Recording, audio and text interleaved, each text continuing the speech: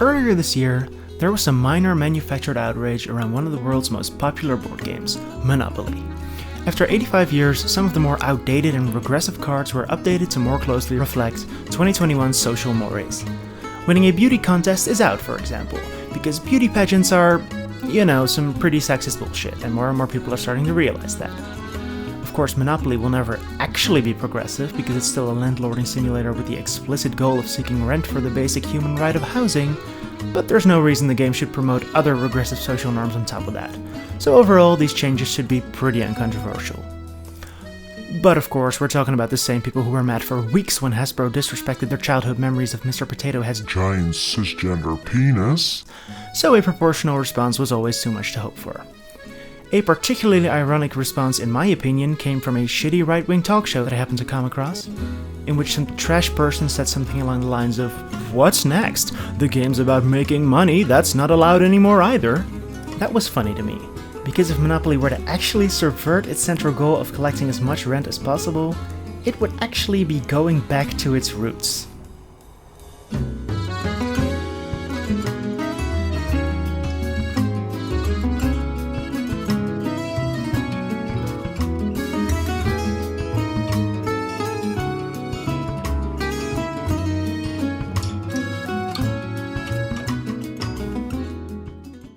When you think about it for a second, it's sort of weird that a game literally called Monopoly isn't some kind of satire on at least a kind of capitalism, right?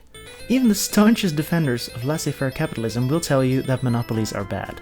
They made sure on certain specific consolidations of market power because a frightening number of people feel some kind of personal connection to faceless destructive corporations that don't give a shit whether you live or die, but they at least agree that it's bad in theory. The whole point of free market capitalism is supposed to be that it leaves the consumer a choice in products and that it forces multiple producers to compete, forcing them to improve quality and lower their prices. Under Monopoly, none of that happens. Producers can charge whatever they want for some pretty shitty products when there is no one offering an alternative. Now, I'm of course not a proponent of capitalism in general, pinko scum that I am. I think we shouldn't ignore the wastefulness inherent in competition that comes about when multiple producers are spending resources to fix the same problems in parallel to each other. I think we shouldn't ignore that monopolies, or at least oligopolies, are the inevitable results of laissez-faire capitalism. I think we should not ignore the inherent injustice in a company owner taking most of the value of your labor for doing nothing but owning stuff. And I think we shouldn't forget that most people doing the actual innovating are not the ones plucking the fruits of their labor, which kind of throws into question the idea that competition is necessary as an incentive to innovate. But even I at least agree that free market capitalism without monopolies, i.e. a capitalist system with antitrust laws that actually bothers to enforce them, is better than capitalism with monopolies. So how the hell is Monopoly not a parody game? The answer to that is, it originally kinda was. The story of Monopoly begins with a woman named Lizzie McGee. She was certainly not a leftist, not being against capitalism per se, but she was an anti-monopolist and a follower of the Georgist movement. The Georgist movement, named after social theorist and economist Henry George, believed that economic rent derived from land should belong to all members of society. Landowners should not be able to impoverish renters who need a place to live in order to survive. Some of them even propagated a universal basic income that was to be financed with a land value tax. This movement started in the late 1870s, but the idea that landlords are a parasitic force goes way further back than this. As soon as the land of any country has all become private property, the landlords, like all other men, love to reap where they never sowed and demand a rent even for its natural produce. You may be forgiven for thinking that this is a quote from Mao Zedong, whose Scottish accent was notoriously terrible after all, but this is a quote from Adam motherfucking Smith, a man who has literally been called the father of capitalism. A quote that would absolutely have led to Fox News calling him a Marxist radical if he had said it in 2021. It didn't used to be that controversial to recognize that landlording is bad, because it's painfully obvious to anyone who thinks about it for even a second. Those who charge money for simply owning a plot of land produce nothing and only serve to impoverish working people, who they can squeeze for every last penny because land is finite and therefore expensive, and people's only other choice is living on the street. And also, you shouldn't charge money for basic human rights to begin with, but that part doesn't seem to be as obvious to everyone. Anyway, back to Lizzie McGee. In 1904, she patented a game called The Landlord's Game, a game that was, in her own words, a practical demonstration of the present system of land grabbing with all its usual outcomes and consequences. She made 2 versions of the game, one that rewarded all players when wealth was created, and one in which the goal was to create monopolies and crush your opponents. You know, specifically to demonstrate that the second approach leads to very undesirable outcomes. She started self-publishing the game in 1906. She did try to sell the game to publisher Parker Brothers, remember that name, a few years later, but they rejected it for being too complicated.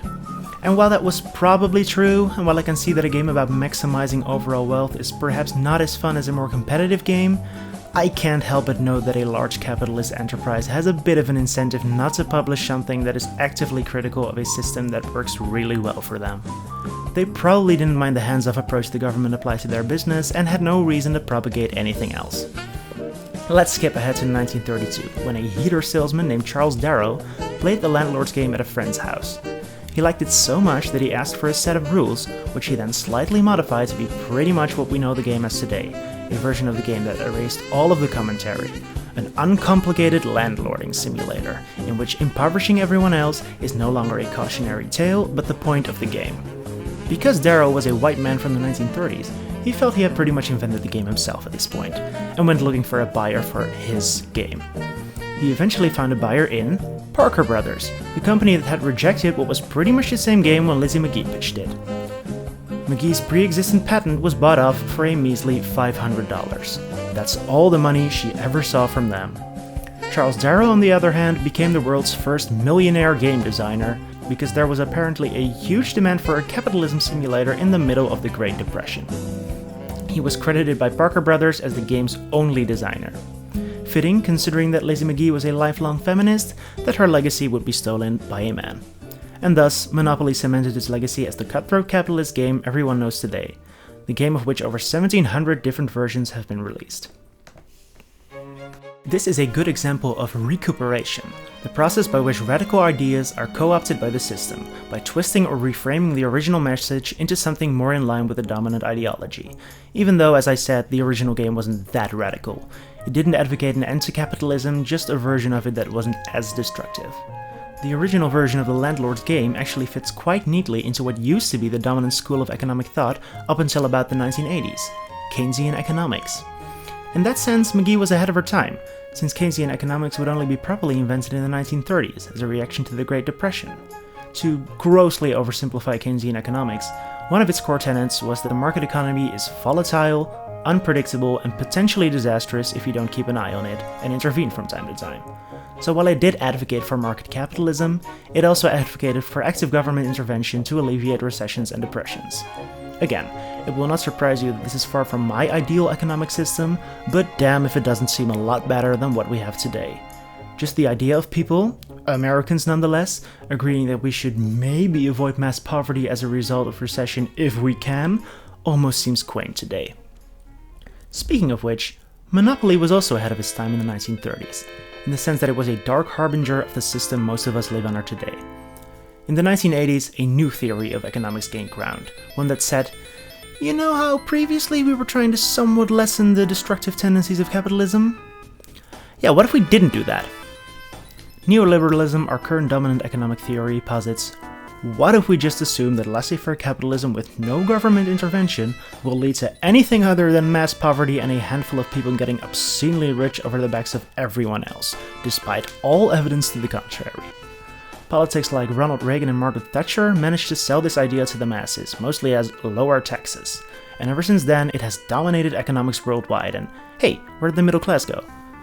A lot of people still think back to the 80s as the last period in which capitalism worked for ordinary people, which, okay, 1, was only true for a very specific subset of ordinary people, and 2, that doesn't mean we should strive to emulate the 80s, because if capitalism peaked in the 80s, that means the policies implemented in the 80s were bad, actually, because that's when the decline started.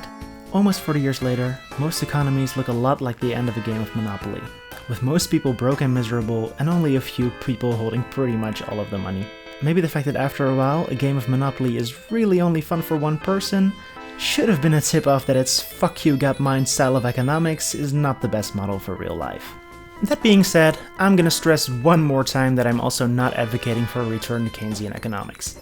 that would only alleviate some of the bad parts of capitalism, and it wouldn't address the sin at its very core, the fact that it's fundamentally built on exploitation.